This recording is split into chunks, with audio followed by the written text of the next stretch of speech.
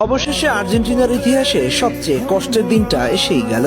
আকাশী নীল জার্সিতে লিওনেল মেসির বিদায় ঘণ্টা বেজেই গেল। ভাবতে পারেন একজন সমর্থক হিসেবে দেশের মাটিতে মেসিকে আর দেখা যাবে না। ব্যাপারটা তাদের জন্য কতটা কষ্টের হতে যাচ্ছে, কিন্তু এটাই বাস্তবতা।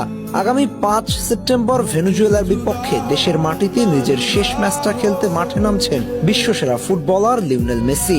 ম্যাচটি অনুষ্ঠিত হবে আর্জেন্টিনার রাজধানী বুয়েনোস আয়ার্সে।